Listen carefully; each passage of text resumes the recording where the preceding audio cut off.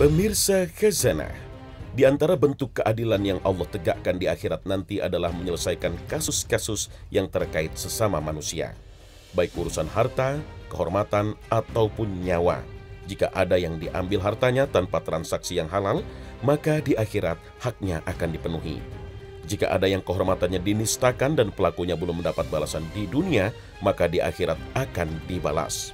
Dan jika ada yang fisiknya disakiti dan nyawanya dihilangkan tanpa alasan yang benar, maka di akhirat haknya juga akan dipenuhi.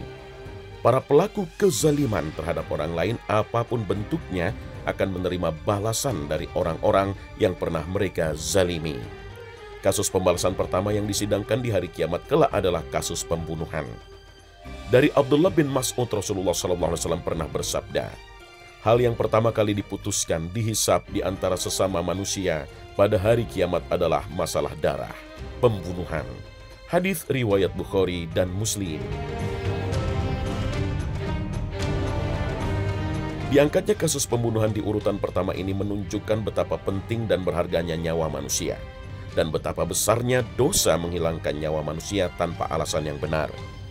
Masalah yang kemudian sering dipertanyakan adalah, bukankah menurut Nabi SAW perkara yang pertama kali akan dihisab di akhirat adalah sholat? Benar, sholat memang menempati urutan pertama yang akan dipertanggungjawabkan seseorang di akhirat.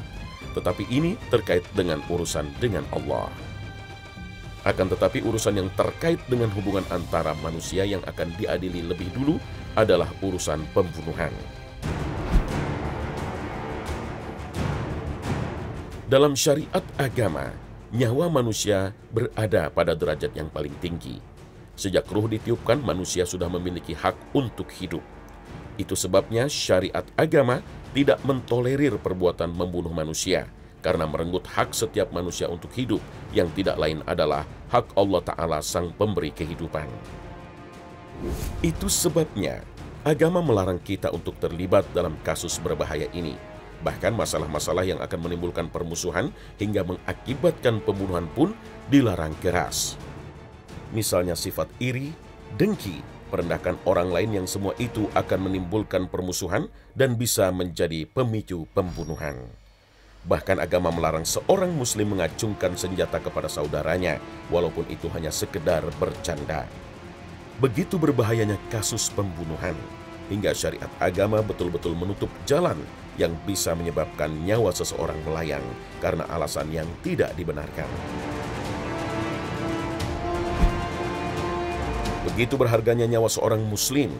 Hal ini ditunjukkan oleh Nabi SAW dalam hadis yang diriwayatkan oleh Ibnu Majah dari Abdullah bin Umar. Ia berkata, saya melihat Rasulullah SAW tawaf mengelilingi Ka'bah sembari mengatakan kepada Ka'bah, alangkah baiknya dirimu dan alangkah wanginya aromamu, alangkah terhormatnya dirimu dan alangkah agungnya kehormatanmu.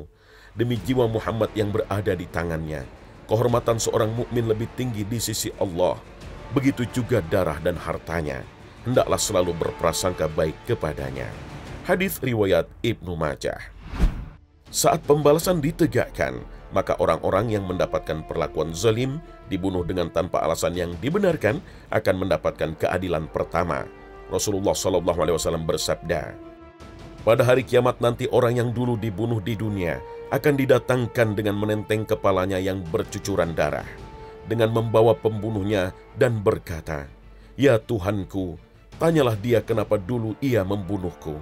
Hadis riwayat Tirmizi, Ibnu Majah.